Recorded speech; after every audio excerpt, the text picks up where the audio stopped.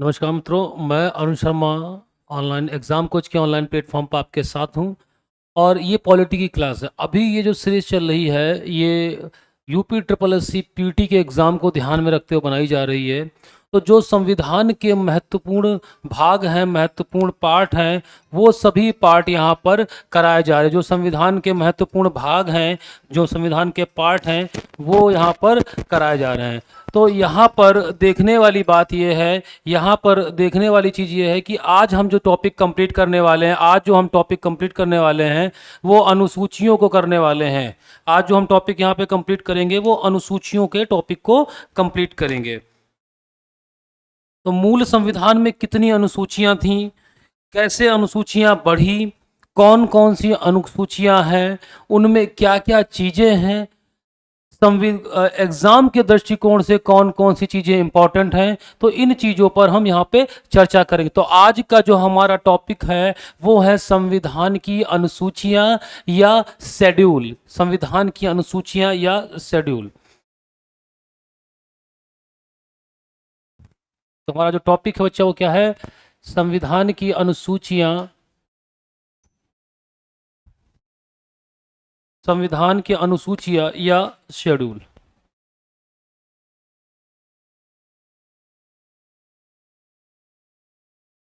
संविधान की अनुसूचियाँ।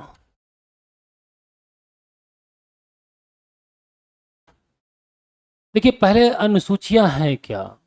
जो चीज़ें संविधान में किसी भाग, किसी आर्टिकल में नहीं मिली, वो आपको अनुसूचियों में देखने को मिलेगी। जैसे किसी भी भाग में आप देखिए, भारत के किसी भी राज्य का नाम नहीं दिया है, या कहीं भी कोई भी अनुच्छेद किसी के शपथ पत्र, कुछ 3 लोगों को छोड़कर बाकी जितने लोग हैं उनके शपथ का प्रारूप कैसा होगा, यह संविधान के किसी भी अनुच्छेद, किसी भी भाग में नहीं है। वेतन से जुड़ी चीज, जो चीजें हैं वो भी संविधान के किसी भाग या अनुच्छेद में नहीं है। तो ऐसी चीजों को, या जो विषय हैं जो सूचियों के, इन सब चीजों को हमने कहाँ रखा है? शेड्यूल में रखा है, अनुसूचियों में रखा है। तो मूल संविधान में कितनी अनुसूचियां थीं? मूल संविधान में, मूल संविधान में 8 अनुसूचियां थी। कितनी अनुसूची थी? 8 अनुसूची थी। मूल संविधान में 8 अनुसूची थी। जब भारत का संविधान तैयार हुआ तो उसमें अनुसूचियों की संख्या कितनी थी? 8 थी। लेकिन समय के साथ साथ, देखिए, भारतीय संविधान की सबसे खूबसूरत व्यवस्था यही है कि वह संशोधित हो सकता है समय के अनुसार। जो समय डिमांड करता है, जो कानून होते हैं वो एक समय के बाद प्रभावी नहीं होते हैं, क्योंकि उस समय की कुछ और मांग होती है। तो भारतीय संविधान समय के साथ साथ संशोधित होता है, होता रहा है, और ये भविष्य में होता रहेगा। तो उस अनुसूचियों को क्या किया गया? संशोधित किया गया। यहाँ पर क्या, वर्तमान में अनुसूचियों की संख्या, अनुसूची कितनी है बच्चा? अनुसूची कितनी है? 12 अनुसूची हैं। 12 अनुसूची हैं। कितनी अनुसूची जोड़ी गई बाद में? 4 अनुसूची जोड़ी गई। तो वर्तमान में कितनी अनुसूचियां हैं? 12 अनुसूचियां हैं। अब इन अनुसूचियों पे हम एक एक करके चर्चा करते हैं। तो संविधान की पहली अनुसूची, पहली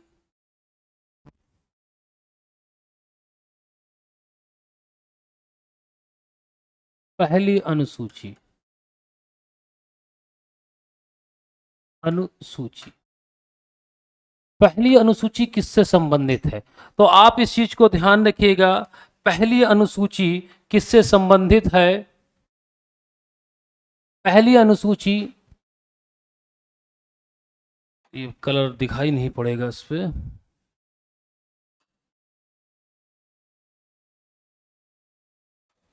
पहली अनुसूची राज्यों के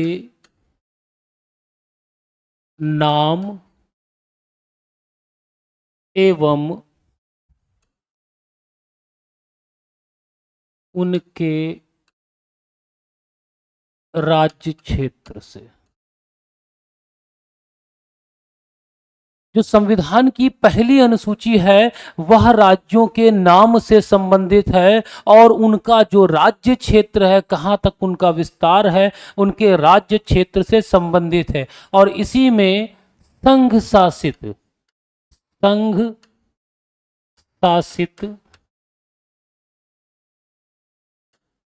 राज्यों के नाम और उनका राज्य क्षेत्र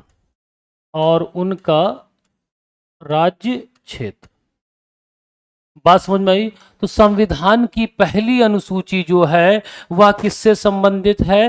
राज्यों के नाम और उनके राज्य क्षेत्र से, संघ शासित राज्यों के नाम और उनके राज्य क्षेत्र से ये पहली अनुसूची संबंधित है।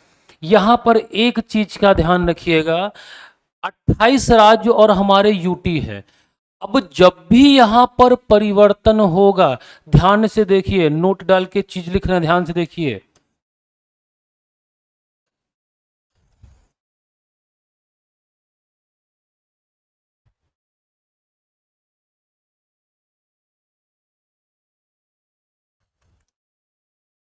अनुच्छेद 2 और अनुच्छेद 3 के अंतर्गत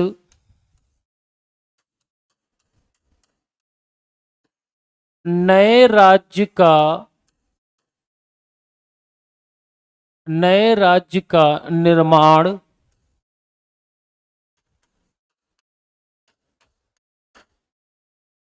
होने पर पहली अनुसूची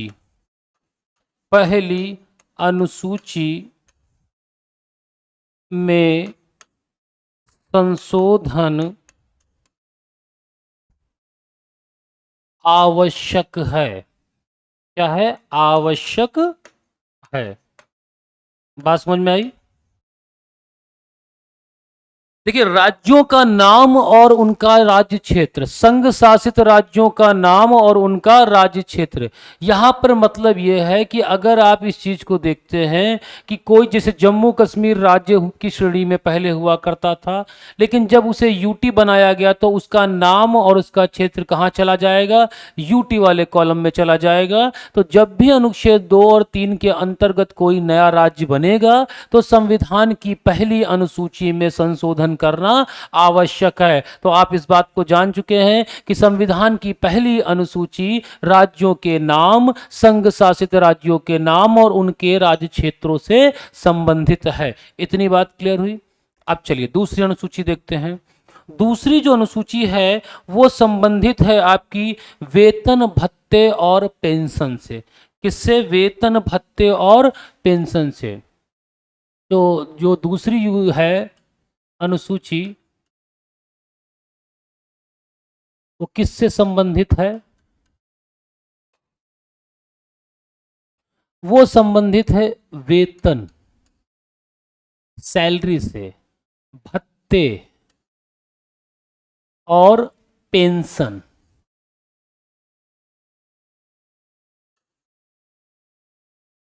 जो संविधान की दूसरी अनुसूची है वो वेतन भत्ते और पेंशन से संबंधित है। तो किनके किनके वेतन भत्ते से है? देखिए, राष्ट्रपति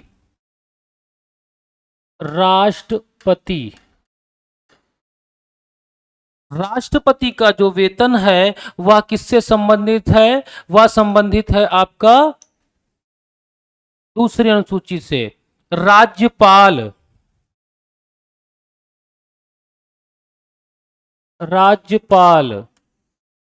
लोकसभा अध्यक्ष, लोकसभा अध्यक्ष, समझ रहे हैं ना, लोकसभा अध्यक्ष, उपाध्यक्ष, राज्यसभा का सभापति, उपसभापति। तो लोकसभा अध्यक्ष और उपाध्यक्ष,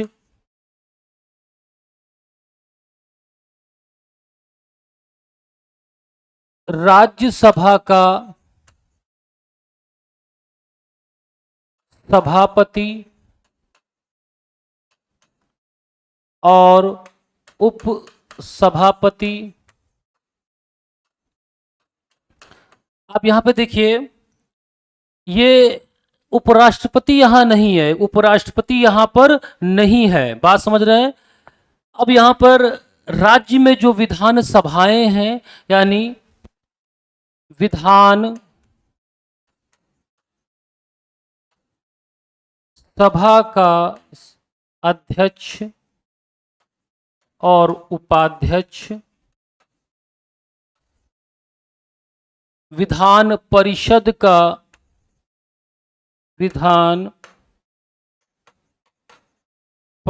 का सभापति, उपसभापति, हाई कोर्ट और सुप्रीम कोर्ट के न्यायाधीश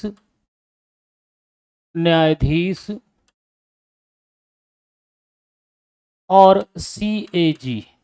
यहां पर इनके वेतन के बारे में, यहां पर इनके वेतन, भत्ते और पेंशन के बारे में बताया गया है कि राष्ट्रपति का वेतन, भत्ता और पेंशन, राज्यपाल का, लोकसभा अध्यक्ष और उपाध्यक्ष का, राज्यसभा के सभापति और उपसभापति का, सभापति और उपसभापति का, विधानसभा के अध्यक्ष उपाध्यक्ष का, विधान परिषद के सभापति उपसभापति का, सुप्रीम कोर्ट और हाई कोर्ट के न्यायाधीशों का और महानियंत्रक लेखा परीक्षक, नियंत्रक एवं महालेखा परीक्षक का वेतन, भत्ते और पेंशन से संबंधित है दूसरी अनुसूची। देखिए यहां पर एक चीज ध्यान रखिए, उपराष्ट्रपति को जो उसका वेतन, भत्ते और पेंशन मिलती है, वो मिलती है राज्यसभा के सभापति के रूप, राज्यसभा के सभापति के रूप में उसे उसका वेतन, उसकी भत्ते और उसकी पेंशन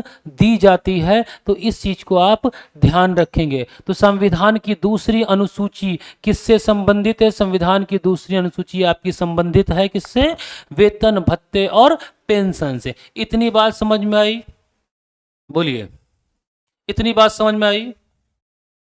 अब देखिए, जो संविधान की तीसरी अनुसूची है वह शपथ से जुड़ी हुई है। किससे जुड़ी हुई है? शपथ के प्रारूप से जुड़ी हुई है। किससे? संविधान की जो तीसरी अनुसूची है वो किससे जुड़ी हुई है? शपथ प्रारूप से। कैसे इनकी शपथ होगी? देखिए, कोई भी पद है, संवैधानिक कोई पद है, उस पद पर आसीन होने वाला व्यक्ति या किसी भी सदन का सदस्य है तो वह अपने सदन की सदस्यता ग्रहण करने से पूर्व शपथ लेता है। जो भी अधिकारी इसके लिए नियुक्त किया गया है उसके सम्मुख वह अपने पद की और गोपनीयता की शपथ लेता है। तो उस शपथ का प्रारूप जो है वह संविधान की तीसरी अनुसूची में है, तीसरी अनुसूची में है। तो क्या क्या है यहाँ पे? संसद के सदस्य और संघ के मंत्री किसके किसके पास है? संसद के सदस्य और संघ के मंत्री, संसद के सदस्य,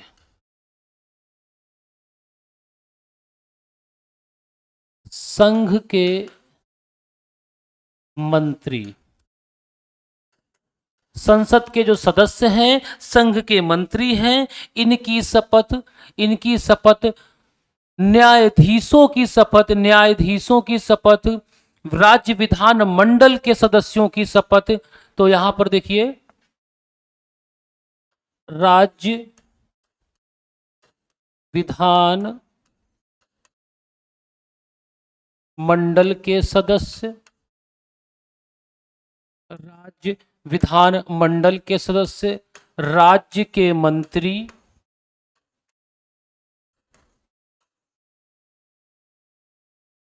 न्यायाधीश,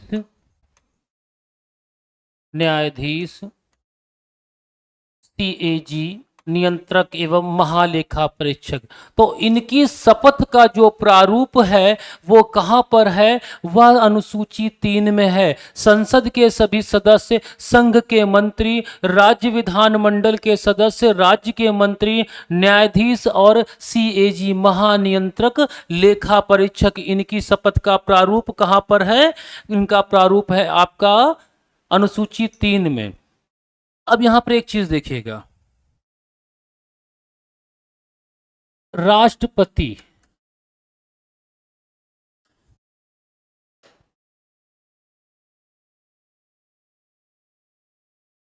राष्ट्रपति, उपराष्ट्रपति और राज्यपाल। बच्चा, इन तीनों की जो शपथ का प्रारूप है वह अनुसूची 3 में नहीं है, वह अनुसूची 3 में नहीं है। तो वो कहाँ मिलेगा? इनका मिलेगा अनुच्छेद 60 में। अनुच्छेद 60 में उपराष्ट्रपति का अनुच्छेद 69 में मिलेगा और राज्यपाल का मिलेगा अनुच्छेद 159 में। इन तीनों की शपथ आर्टिकल्स के रूप में लिखी गई है, ना कि तीसरी अनुसूची में। बात समझ में आ रही? इन तीनों की शपथ का प्रारूप संविधान के आर्टिकल्स में है, ना कि संविधान की तीसरी अनुसूची में। अब अगर प्रश्न आता है कि प्रधानमंत्री की शपथ का प्रारूप कहां मिलेगा?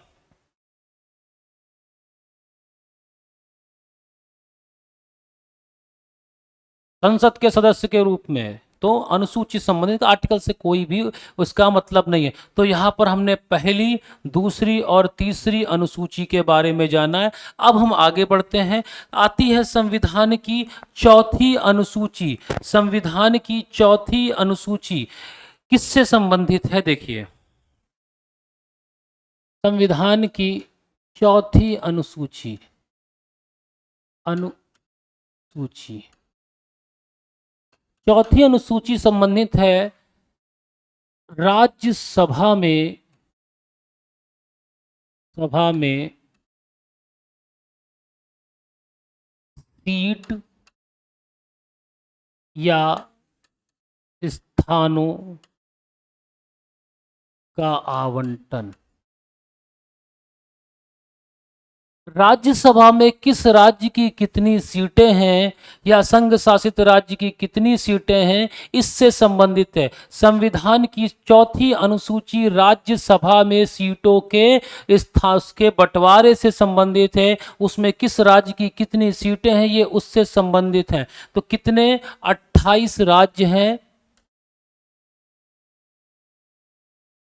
और यहां पर 3 संघ शासित,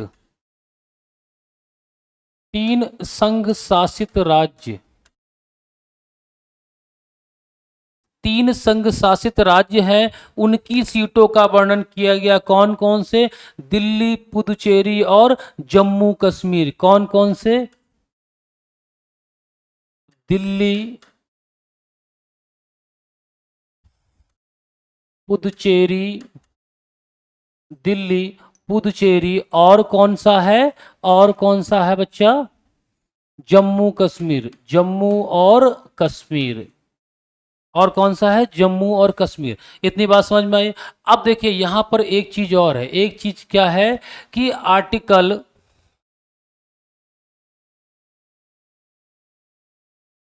आर्टिकल 2 और 3 में बनाए गए नए राज्य,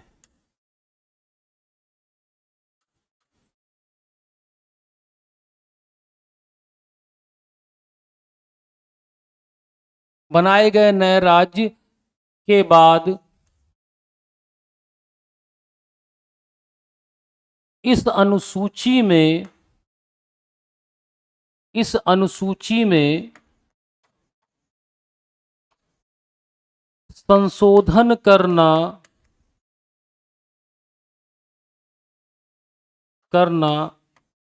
आवश्यक है। मतलब समझ में आ रहा है कि अनुसूची 1 हो चाहे 4 हो चाहे 3 सॉरी अनुसूची 1 हो या फिर अनुसूची 4 हो, दोनों अनुसूचियों में संशोधन आवश्यक है। कब? जब आर्टिकल 2 और 3 के अंतर्गत कोई नया राज्य बनेगा। तो यह संविधान की चौथी अनुसूची थी जो किससे संबंधित है? संबंधित किससे है बच्चा? संविधान की चौथी अनुसूची संबंधित है आपके राज्यसभा में, राज्यों के राज्यसभा में सीटों का आवंटन, जिसमें कौन कौन से हैं? राज्य और संघ शासित राज्य सम्मिलित किए गए हैं, जिसमें राज्य और संघ शासित राज्य सम्मिलित किए गए हैं। अब देखिए अगला जो है वो है पांचवी अनुसूची। पांचवी अनुसूची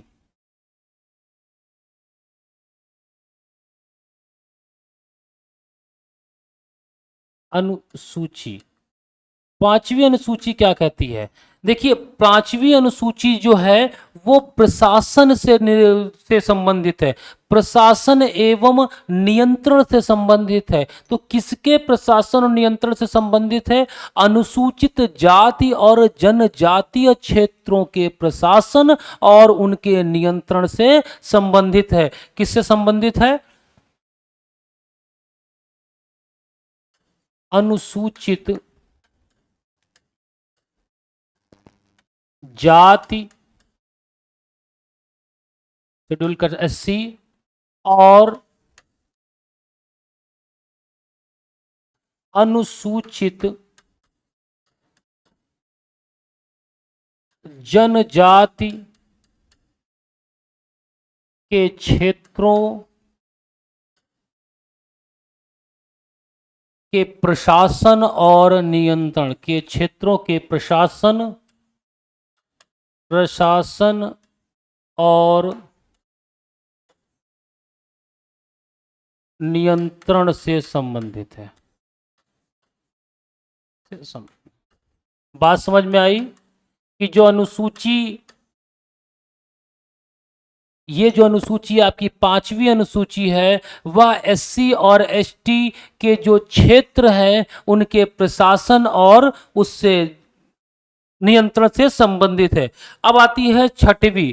छठवीं में असम, मेघालय, त्रिपुरा, मिजोरम, असम, मेघालय, त्रिपुरा और मिजोरम के जनजातीय क्षेत्रों के प्रशासन के बारे में है। तो इसी में देख लीजिए जो छठवीं अनुसूची है, छठवीं अनुसूची जो है वो किससे संबंधित है? देखिए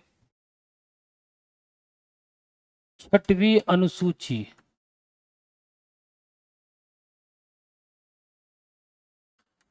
किससे संबंधित है? यह संबंधित है जनजातीय क्षेत्रों के प्रशासन से, जनजातीय क्षेत्रों के प्रशासन से। और वो कौन से क्षेत्र हैं? वो क्षेत्र आपके, इसमें वे कौन से राज्य, इसमें राज्यों को, उसमें राज्यों का नाम दे दिया गया है। वो कौन से जनजातीय क्षेत्र हैं? असम, मेघालय, त्रिपुरा। कौन कौन से? असम, मेघालय, त्रिपुरा और मिजोरम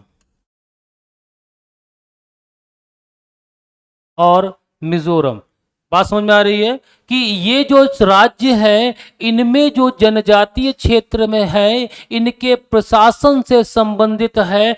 कौन सी अनुसूची संबंधित है? तो छठवीं अनुसूची संबंधित है। और पांचवी अनुसूची में सभी जनजाति और अनुसूचित जनजाति और अनुसूचित जाति के क्षेत्रों के बारे में। और यहां पर क्या है? अनुसूचित जनजाति के क्षेत्र के प्रशासन के बारे में है। केवल अनुसूचित जनजाति के क्षेत्रों के बारे में, वो भी ये 5 राज्य, 4 राज्य हैं, इनका जो क्षेत्र आता है उसके में इनके क्षेत्र के प्रशासन के बारे में उपबंध या उसके बारे में प्रावधान दिए गए हैं। तो 6वीं अनुसूची हो गई, 5वीं अनुसूची हो गई, तो हमने यहाँ तक 6 अनुसूचियों को पढ़ लिया है। बात में कंफ्यूज मत होइएगा, 5वीं अनुसूची में अनुसूचित जाति और अनुसूचित जनजाति के क्षेत्रों के नियंत्रण और प्रशासन के बारे में है, ये सभी जगह पर है। लेकिन जो 6वीं अनुसूची है उसमें क्या किया, इन राज्यों को बताया है कि इन राज्यों में जो जनजातीय क्षेत्र है उनके प्रशासन के बारे में उपबंध किए गए हैं। बात समझ में आ रही है? अब देखिए चलते हैं 7वीं में।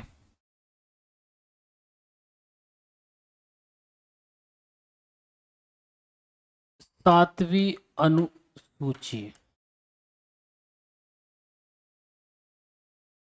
देखिए 7वीं अनुसूची को थोड़ा सा समझिए। शक्तियों का पृथक्करण,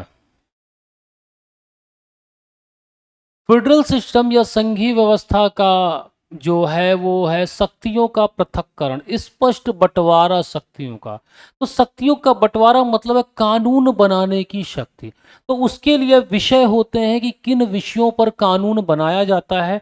तो हमारे यहाँ सरकार के 2 स्तर हैं। तीसरा जो स्तर है वो राज्य सरकार का विस्तारीकरण है, जिसे हम लोकल गवर्नमेंट कहते हैं। तो हमारे पास 2 स्तर हैं सरकार के, एक है केंद्र स्तर पर, एक है राज्य स्तर पर। तो कानून बनाने की शक्ति का जो बंटवारा है इन दोनों के मध्य ही होगा, और जब बंटवारा होगा तो उन विषयों को डिवाइड किया जाएगा, और डिवाइड करने के बाद इनके इनके अधिकार क्षेत्र में रखा जाएगा। तो इसलिए यहाँ पर बनी 3 सूचियां, कौन कौन सी? संघ सूची, राज्य सूची और समवर्ती सूची। तो बनी एक संघ सूची, फिर एक बनी राज्य सूची,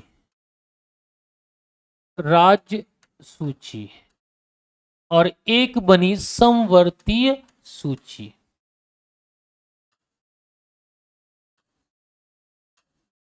बात समझ में आ रही है? तो जो संघ सूची है इस पर बेटा कानून कौन बनाता है? इस पर कानून बनाती है संसद।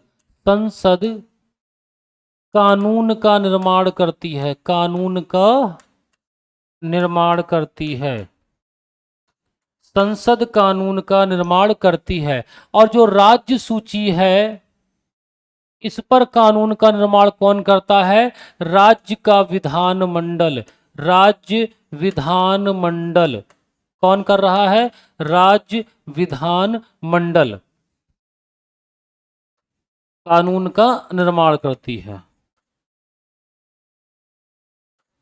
अब देखो यहां पर एक है समवर्ती सूची, जो विषय ना तो संघ सूची में है ना ही राज्य सूची में है, उन विषयों को समवर्ती सूची में रखा गया है। और इस पर कानून कौन बनाता है? संसद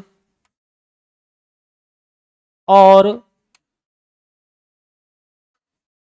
राज्य विधानमंडल दोनों कानून बनाते। लेकिन अगर दोनों कानून बना रहे हैं तो जो प्रभावी कानून होगा वो हमेशा संसद का कानून होगा, ना कि राज्य का। अगर दोनों बना रहे हैं तो जो प्रभावी कानून होगा वो किसका होगा? संसद का होगा, ना कि राज्य का।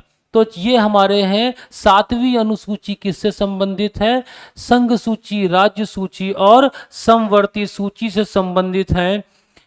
संघ सूची में 100 विषय हैं और राज्य सूची में 61 विषय हैं और समवर्ती सूची में 52 विषय हैं वर्तमान समय में। इतनी बात समझ में आई? ऐसी बात नहीं है कि राज्य सूची के विषयों पर कानून संसद नहीं बना सकती, बना सकती है। वहां पर विशेष परिस्थितियां लग जाती हैं।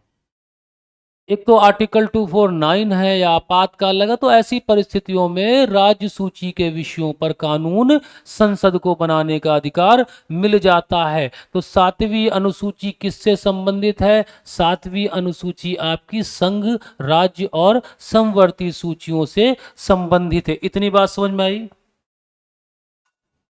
चलिए अब देखिए अगली है आठवीं अनुसूची। आठवीं अनुसूची भाषाओं से संबंधित है। ध्यान से देखिए आठवीं अनुसूची।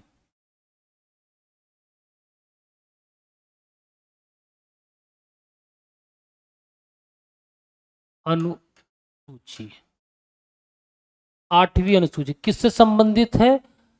22 भाषाओं से, 22 भाषाओं से संबंधित है।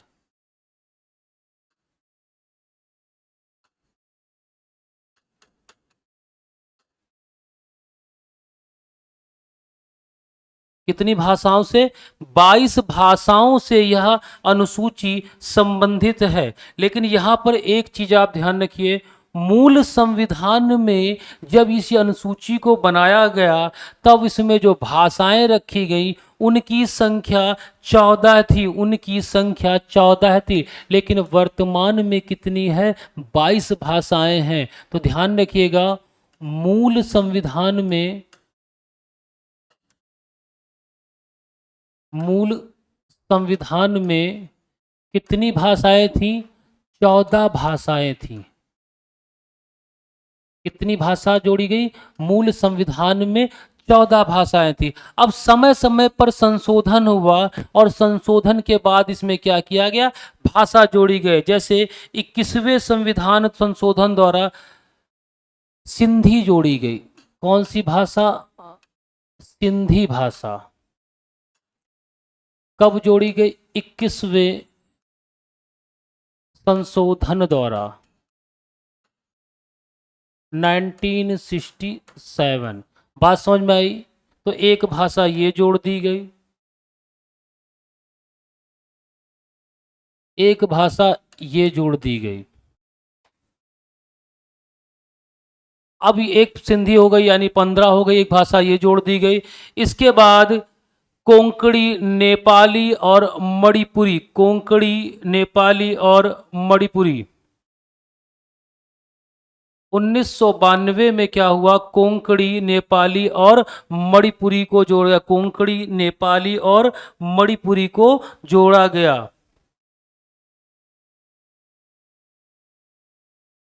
फिर क्या हुआ आगे? कोंकणी, नेपाली और मणिपुरी, कोंकणी, नेपाली और मणिपुरी भाषाओं को जोड़ा गया। कब जोड़ा गया? 1992 में। कब? कौन से संविधान संशोधन द्वारा? 71वें संविधान संशोधन द्वारा, 71वें संशोधन द्वारा जोड़ा गया। 71वें संविधान संशोधन द्वारा जोड़ा गया। 71वें संविधान संशोधन 1992 में इसे जोड़ा गया। इतनी बात समझ में आई? देखिए भाषाएं मूल में 14 थी, फिर भाषाओं की संख्या बढ़ती चली गई। फिर 2004 में 92वें संविधान संशोधन द्वारा संथाली, डोगरी, मैथिली और बूडो, संथाली, डोगरी, मैथिली और बूडो जोड़ी गई। कौन कौन सी भाषाएं जोड़ी गई? 92वें संविधान संशोधन द्वारा, 92वें संविधान संशोधन द्वारा संथाली,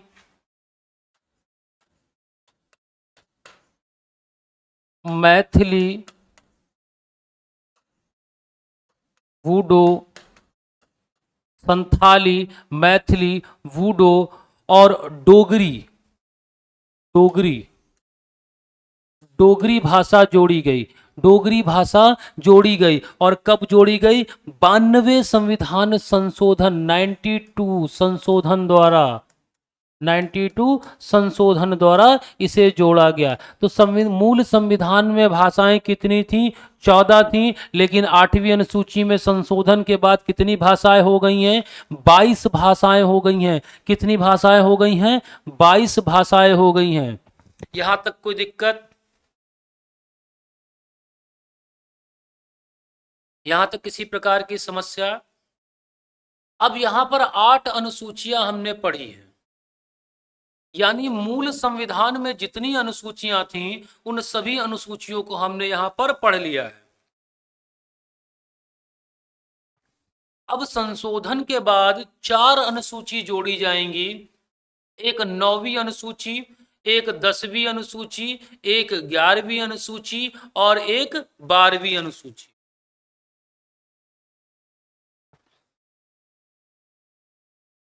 चलिए फिर आगे देखिए। अब आती है 9वीं अनुसूची। कौन सी? 9वीं अनुसूची। ये अनुसूची मूल संविधान में नहीं थी, यह अनुसूची मूल संविधान में नहीं थी, इसे जोड़ा गया। कब जोड़ा गया? इसे जोड़ा गया पहला संविधान संशोधन, पहले संविधान संशोधन के द्वारा इसे जोड़ा गया। कब जोड़ा गया? 1991 में। 1951 में जो संविधान का पहला संशोधन किया गया, उसके माध्यम से यह अनुसूची जोड़ी गई। अब इस अनुसूची में था क्या? द्वारा जोड़ा गया। बच्चा इसमें था क्या? देखो ये बहुत इंपॉर्टेंट थी। देश आजाद हुआ था, जमींदारी थी, लोगों के पास जमीन बहुत थी, कुछ लोगों के पास बिल्कुल नहीं थी, किसी लोगों के पास बहुत ज्यादा थी। तो जमींदारी को उन्मूलन करने के लिए और कुछ नियमों को लागू करने के लिए इसे बनाया गया। इसमें क्या है? इस अनुसूची के विषयों पर, अनुसूची के विषयों पर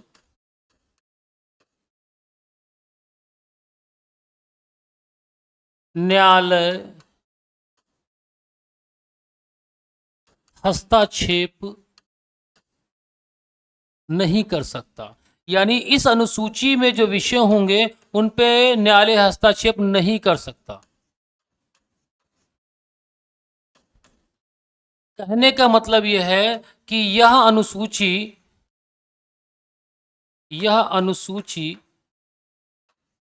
न्यायिक पूर्वालोकन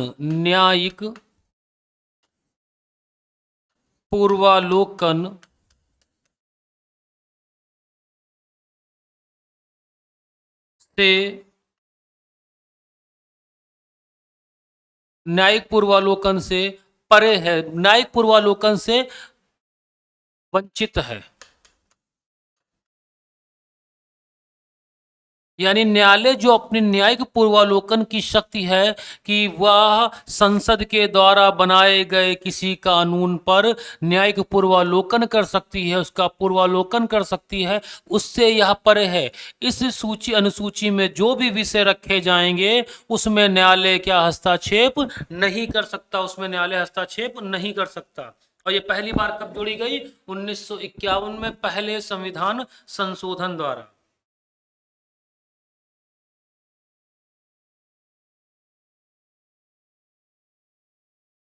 अगला देखिए, अगली है 10वीं अनुसूची। 10वीं अनुसूची,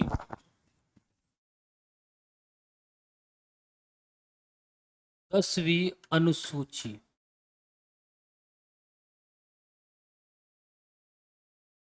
10वीं अनुसूची को 52वें संविधान संशोधन 1985 के माध्यम से जोड़ा गया।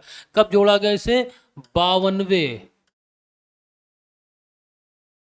संविधान संशोधन 1985 से जोड़ा गया।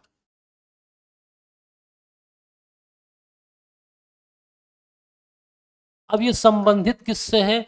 ये संबंधित है सदस्यों की योग्यता पर। यह संबंधित जो है वो है सदस्यों की योग्यता पर। क्या है इस सूची का नाम? दल बदल अधिनियम। दल बदल कानून से संबंधित है। दल बदल कानून से संबंधित है यह। और इस आधार पर, दल बदल कानून के आधार पर जो सदस्यों की योग्यता है, सदस्यों की योग्यता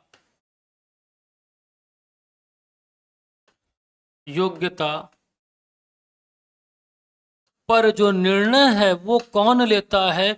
योग्यता पर निर्णय कौन लेगा? अध्यक्ष लेता है। और क्या कौन लेता है? सभापति लेता है। अध्यक्ष लेता है और सभापति लेता है। तो संविधान की जो 10वीं अनुसूची है वो किससे संबंधित है?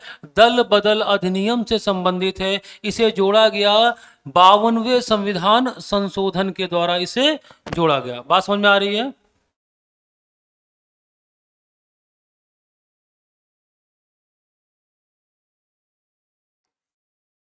चलिए अब आगे बढ़ा जाए।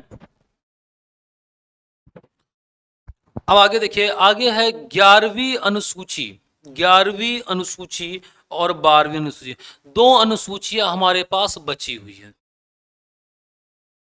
पहली बात आप ये समझिए कि भारतीय संविधान में जो सरकार है उसके कितने लेवल हैं, कितने स्तर हैं। भारतीय संविधान में दो ही स्तर बनाए गए हैं, एक तो केंद्र का और दूसरा राज्य। यानी एक संघ स्तर पर सरकार होगी जिसे हम संघीय सरकार कहेंगे, एक राज्य स्तर पर सरकार होगी जिसे हम राज्य की सरकार कहेंगे। लेकिन ग्राउंड लेवल पर क्या है कि योजनाओं को लागू करने पर, उनके क्रियान्वयन में जो समस्याएं उत्पन्न हो रही थी, उन समस्याओं के निराकरण के लिए राज्य सरकार का विस्तार किया गया और एक नई संस्था है जिसे हम लोकल गवर्नमेंट कहते हैं, स्थानीय सरकार कहते हैं, जो गांव, ब्लॉक और जिला स्तर पर होती है। 3 स्तर पर ये बनाई गई है, जिसमें पंचायतें और नगर पालिका जैसी संस्थाएं सम्मिलित हैं। बात समझ में आ रही? तो ये संस्थाएं बन गई। अब ये संस्थाएं कार्य कर रही थी, कार्य करते हैं, लेकिन ये उतनी कारगर नहीं हो पा रही थी कि ये अपने कार्यों को, जिस कार्य के लिए बनाई गई हैं, उस लक्ष्य को ये प्राप्त कर सकें। तो समय के साथ साथ इनके लिए समितियों का गठन किया गया और वहीं पर एक समिति बनी, बलवंत राय मेहता समिति। बलवंत राय मेहता समिति, इस समिति के बाद इनका हुआ और ये जो संस्थाएं थीं, लगातार और भी समितियां, अशोक मेहता और भी समितियां बनती चली गई। समितियों के रिकमेंडेशन के आधार पर क्या किया गया, जो ये लोकल गवर्नमेंट थी इसे मान्यता दे दी गई, इसे संवैधानिक मान्यता दे दी गई, इसे संविधान में मान्यता मिली और अनुसूचियों को जोड़ा गया। तो बनी कौन सी? 11वीं अनुसूची। 11वीं अनुसूची। एग्जाम के दृष्टिकोण से यह अनुसूची बहुत इंपॉर्टेंट है। बार बार एग्जामों में ये रिपीट हुई है, बार बार रिपीट। देखिए ये संबंधित किससे? पहली बात तो इसे जोड़ा कब गया है? इसे जोड़ा गया 73वें संविधान संशोधन 1992। कब जोड़ा गया? 73वें संविधान संशोधन 1992 द्वारा जोड़ा गया। 73वें संविधान संशोधन 1992 द्वारा इसे जोड़ा गया। बच्चा ये याद रखना, बच्चा ये बहुत बार एग्जाम में आया है, किस संविधान संशोधन द्वारा इसे जोड़ा गया था, ध्यान रखिएगा। अब ये जोड़ा गया तो ये संबंधित किससे है? यह संबंधित है पंचायतों से।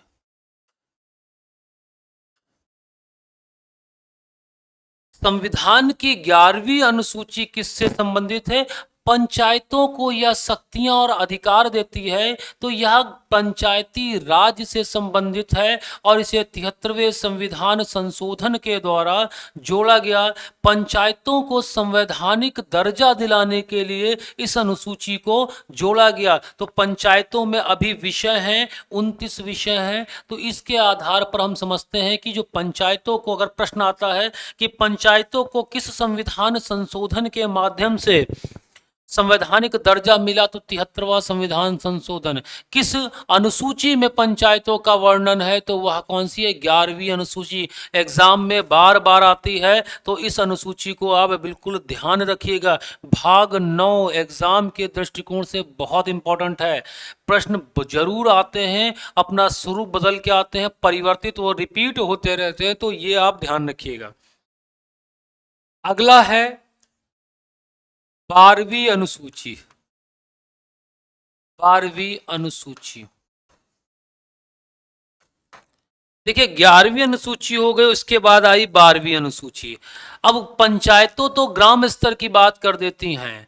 अब जो नगर है, नगरों के प्रशासन के लिए भी कोई संस्था की आवश्यकता थी। जो संस्थाएं विद्यमान पहले से थी लेकिन उन्हें संवैधानिक दर्जा नहीं मिला था, तो 74वें संविधान संशोधन द्वारा 74वें संविधान संशोधन 74वें संविधान संशोधन द्वारा